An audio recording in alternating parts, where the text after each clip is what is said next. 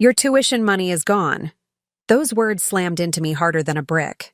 I froze in the middle of my parents' living room, my backpack still hanging off one shoulder. Gone? I whispered, my voice tight. Before we begin, drop a comment and tell us where are you from and from which city you're watching our videos. And after watching the whole video, don't forget to tell us, what would you do in this situation? Be honest, tell me in the comments below. We read every comment. Let's begin. Dad leaned back on the sofa like it was nothing. We used it. Your sister needed something meaningful for her honeymoon. You'll understand one day when you're older. Older? My throat burned. Dad, I'm 20. That was my college fund. Money I've been working toward since I was 16, babysitting, waitressing, skipping things just to save. And you, don't use that tone. Mom cut in sharply. She stood in the doorway with folded arms, her lips pressed into a cold smile. You should be grateful your sister is happy. Do you know how much stress she's been under with her wedding? The least you can do as her sibling is sacrifice a little. A little? I almost laughed, except it came out more like a choke. That was everything. That was my future. I got accepted into Columbia, Mom. Do you even hear me? You just handed it away so Emily could sip cocktails on a beach with her new husband. From the kitchen, Emily's mocking voice cut in like a blade. It's not my fault you don't have a man to take care of you. Maybe if you weren't always buried in books, you'd understand what love feels like. Her husband, Brian, chuckled, clinking glasses with her. Don't be jealous, kiddo. Marriage comes first. School? That can wait. My chest rose and fell like I couldn't get air. So that's it. Years of saving gone. You've all decided for me that I don't matter. Mom stepped closer, her tone dripping with authority. Enough, Madison. You'll adjust. Life doesn't always go the way you want. Your sister's happiness matters to this family. Yours will come later. The silence that followed was unbearable. Every nerve in me screamed to fight back, to throw their betrayal in their faces. But I didn't. I swallowed the fire clawing at my throat and stood there, quiet, stone-faced. Fine, I said flatly. If that's how you see it, Emily smirked, raising her glass. Good girl. I walked out that night with nothing but my bag. No screaming, no begging, no tears they could feed on. Just silence. And that silence terrified them more than any words I could have thrown, because what they didn't know, what none of them even suspected, was that I wasn't alone. And 3 days later, when my husband pushed open their front door with a thick envelope of documents in his hand, their smug little empire cracked apart in a way they never imagined. The morning of the third day, my parents were still basking in their self-made delusion. Emily had posted honeymoon photos all over social media, tagging my parents in every one, showing herself on yachts, in luxury hotels, holding champagne flutes with Brian like royalty. The captions cut deep. Grateful for the family who made our dream come true. Mom and Dad were proud of it, bragging to neighbors that they did what real parents do, prioritized happiness. Meanwhile, I stayed silent, but silence wasn't surrender. That evening, their front door creaked open without warning. My husband Daniel stepped inside with a calmness that made the entire room stiffen. He wasn't loud, wasn't dramatic. He didn't need to be. In his hand, he carried a thick folder, heavy with documents. Daniel, Mom said cautiously, her arms crossing. What are you doing here unannounced? He ignored her, his sharp eyes scanning the room. Richard sat up straighter, suddenly aware something was off. Emily looked confused, clutching her phone like she was mid-selfie. Where's Madison? Dad asked. I told her to wait outside, Daniel replied coolly, setting the folder on the coffee table with a solid thud. She doesn't need to be in here for this. But I think you do. What's this about? Emily scoffed. We're busy planning our next trip. Daniel's lips curved in the faintest smirk. Funny, you planned it with money that was never yours to spend. Silence hit the room like a thunderclap. Linda's voice cracked, defensive. We didn't steal anything. We used the family's resources as we saw fit. Daniel leaned forward, his tone like a blade. Madison's college fund wasn't family money. It was placed in trust under her name. Every cent legally belonged to her. And the second you transferred it for your little honeymoon stunt, You committed fraud, Emily laughed nervously. You're bluffing. Mom and Dad control everything. Daniel slid a paper across the table. Read it. Madison's grandparents set that account up years ago. They locked it under her social security number, not yours. I spent the last 2 days pulling every bank record, every transfer. The trail is very clear and very damning. Richard's face went pale. He reached for the papers with trembling hands, flipping through page after page of undeniable proof. His jaw clenched as he realized there was no escape. Linda stepped closer, her voice desperate. Daniel, you don't understand. Emily deserved this. She just got married. What's more important than starting a family, right? Madison can wait. Wait? Daniel's voice dropped, thunder low and sharp. She worked her entire life for this. She fought for scholarships, for grades, for a future none of you cared to notice. And you robbed her of it to fund a vacation. Tell me, Linda, what lesson do you think that teaches? Emily slammed her phone down. Stop painting her as a victim. She's always been jealous. Maybe now she'll learn that not everything revolves around her. I'm the married one. I'm the one who deserves the spotlight. Daniel's laugh was cold, humorless. Spotlight? Emily, you paraded on Instagram while committing theft. That spotlight you're so desperate for. It's about to burn you alive. The color drained from Emily's face. What do you mean? Daniel pulled out another set of papers, this one thicker, stamped with seals. I filed with the bank this morning, and tomorrow, I'll be submitting a report to the authorities unless restitution is made. Every dollar, plus penalties, plus damages. You think you bought a honeymoon? What you really bought was a lawsuit. Richard's voice broke for the first time. You wouldn't take your own family to court. Daniel locked eyes with him. Family protects each other. Family doesn't sacrifice one child to glorify another. If you can't live by that, then maybe you don't deserve to call yourselves family. The room was silent. So silent I could hear the clock ticking from the hallway. I hadn't stepped in yet, but I was close enough to see the panic spread across their faces.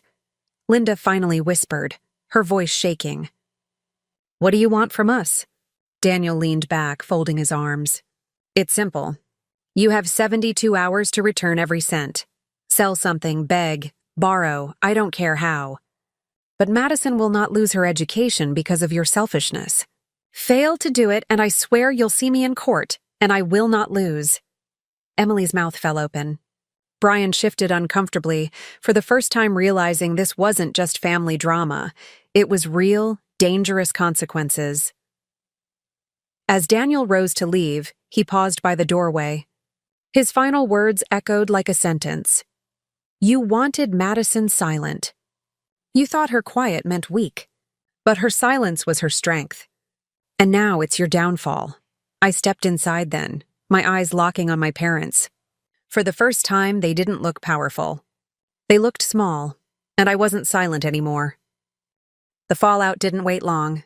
By the next morning, whispers had already spread across the neighborhood. Someone had overheard Daniel's words through the open window, and by evening, Linda's carefully curated reputation was unraveling. At the local grocery store, I caught the stares. Neighbors who once praised my parents for being pillars of the community now turned their heads, whispering, Did you hear what they did to Madison? The shame they tried to pin on me was now fully theirs. Inside the house, chaos reigned. Emily stormed through the living room, pacing like a caged animal, her phone blowing up with questions from friends. Brian, do something! People are commenting on our pictures, asking if we stole from my sister. Do you know how humiliating this is? Brian rubbed his face, frustration etched deep. Maybe if you didn't plaster every detail of the honeymoon online, this wouldn't have blown up so fast. Don't put this on me, Emily snapped, her voice cracking. I didn't know it was her fund. Mom and Dad said it was fine. Linda flinched at the words but kept scrubbing the kitchen counter as if she could erase the mess with enough force. We'll fix this. We just need time. Time? Richard barked, slamming his fist against the arm of the chair. Daniel gave us 72 hours. You think he's bluffing? That man has resources we can't even imagine. I stood quietly at the edge of the room, watching them unravel. For once, They weren't united against me. They were turning on each other. "You always spoil Emily," Richard shouted at Linda, his face red. "We sacrificed everything for her wedding, her image. And now? She's dragging us all down." Linda spun around, her eyes blazing. "Don't you dare put this on me." "You agreed. You signed the transfer papers. Don't act like you're innocent now." Emily's voice rose above them both. "So what? Am I supposed to sell my wedding gifts? Give back the designer clothes? This is my life. I finally had what I deserved, and now? Deserved?" My voice cut through the room like a knife. Everyone froze. I stepped forward, my heart hammering but my words steady. "You keep saying you deserve everything. My fund, my future, my sacrifices. But Emily, what exactly have you ever earned? What have you ever built that didn't come from someone else handing it to you?" Her mouth opened, but no sound came out. "Madison," Mom started, but I raised my hand, silencing her. "For years you all made me feel small, like I didn't matter, like the only role I had was to step aside so Emily could shine. And I stayed quiet, because I thought maybe one day you'd see me, but no more." Daniel stepped up behind me then, his presence grounding me. He placed the folder on the table again, this time adding a second envelope. "What's that?" Richard asked, his voice tight. Daniel's gaze was ice cold. "Legal representation. I've already retained a lawyer. If the money isn't back in Madison's account within 48 hours, this goes straight to the authorities. And once that happens, it won't just be restitution, it'll be criminal charges." Emily gasped. "You wouldn't. This is family." Daniel didn't flinch. "Family protects. Family builds. You don't destroy one child for another and call it love." Linda's hands trembled. For the first time, her voice cracked. "Please don't do this. We made a mistake. We'll fix it." I took a step closer, my eyes never leaving hers. "You didn't make a mistake. You made a choice. Over and over again, you chose Emily. And now you're shocked that there are consequences." The room went silent, except for the ticking of the old grandfather clock. Then, the knock came. Loud, heavy, and final. Brian opened the door, and standing there was our neighbor, Mrs. Callahan, an older woman known for never missing a detail in the neighborhood. She held her phone up, her eyes wide. "Is it true?" she asked. "Did you really steal Madison's fund for Emily's honeymoon?" The color drained from Linda's face. Richard stammered, "It's complicated." Mrs. Callahan's voice cut sharp. "Complicated or not, everyone's talking. The whole neighborhood knows. And if Daniel's filing charges, you'll lose more than money. You'll lose everything you built your reputation on." The air turned suffocating. Emily's perfect image shattered in that instant, her phone buzzing uncontrollably with new notifications, her friends demanding answers. For once, the laughter wasn't at my expense, it was theirs, and deep down, I knew this was only the beginning. 48 hours. That was the deadline Daniel gave them, and every passing hour felt like a tightening noose around my parents and sister. The second day hit harder than they expected. Calls poured in, not from family or friends offering support, but from people demanding explanations. Richard's colleagues started whispering at work. Linda's bridge group canceled their weekly game. Emily's social media accounts, once full of admiration, turned hostile with comments like, "Stealing your sister's college fund?" Shameful. The empire they'd built on appearances was collapsing, fast. That evening, Daniel and I returned to the house. I wasn't nervous this time. I walked through the front door like someone reclaiming ground they thought they'd lost forever. Inside, chaos simmered. Emily sat on the couch, mascara streaked down her face, clutching her phone as if squeezing it hard enough would erase the comments destroying her image. Brian sat beside her, exhausted, muttering about moving out and not signing up for this mess. Linda was pacing like a trapped animal, her hair disheveled, wringing her hands. Richard sat stiff in his chair, papers spread out on the table. Mortgage documents, bank statements, jewelry appraisals. "You're here," Richard muttered when he saw us. His voice was gravel, hollow. "We're trying to figure it out." Daniel set his watch on the table with deliberate calm. You've got 6 hours left. Either Madison's account is restored or I file. Emily shot up, her voice shrill. This is insane. You're ruining us.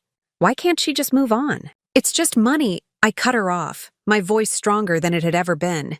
It wasn't just money. It was my future. It was every late-night shift, every rejection I fought through, every ounce of hope I carried. You didn't just take dollars. You tried to take me, and you expected me to thank you for it. The room shook with silence. For once, no one had a comeback. Daniel slid another document across the table. This is the repayment agreement. Sign it, transfer the money. Admit what you did in writing or face legal consequences. Richard swallowed hard. His hands trembled as he picked up the pen. If we do this, will you keep it out of court? Daniel's eyes narrowed. If Madison chooses forgiveness, maybe. But you're not walking away clean. Not this time. For the first time, all their power, all their arrogance drained from them. Linda collapsed into a chair, tears streaming down her face. We thought we were helping Emily. We thought she deserved it more. Deserved? I whispered, shaking my head.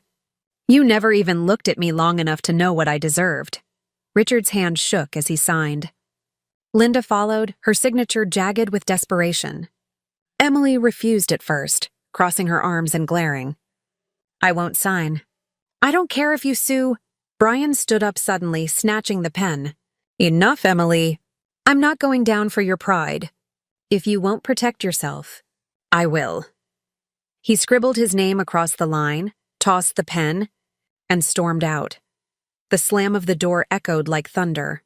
Emily's mouth opened and closed, but no words came. Her perfect world had finally cracked, leaving her small and shaking. Daniel collected the signed papers, slipped them back into the folder, and stood tall. You'll transfer the funds by midnight. If you don't, the next knock on your door won't be mine. It'll be law enforcement. I turned to leave, but something inside me wouldn't let me walk out without saying the words that had sat in my chest for years. I faced them one last time. You thought silence meant weakness, but silence gave me strength. I don't need your approval anymore. I don't need your love, if that's what you call it. I have a husband who stands beside me and a future you can't take. So keep your guilt. Keep your shame. I'm done carrying it. Their faces told the whole story. Shattered pride, fear, regret. But I didn't feel sorry. Not this time. That night at 11:47 p.m., my phone buzzed with a notification. The funds had been transferred. My future restored. The next morning, I walked across campus at Columbia with Daniel's hand in mine. Students rushed past, books in arms, laughter in the air. For the first time in years, I felt weightless, free. And as I stepped into my first class, one truth anchored me. Family isn't about blood. It's about who fights for you when the world tries to take everything away. And I finally understood. Silence wasn't surrender. It was the calm before the storm, and the storm had left them speechless.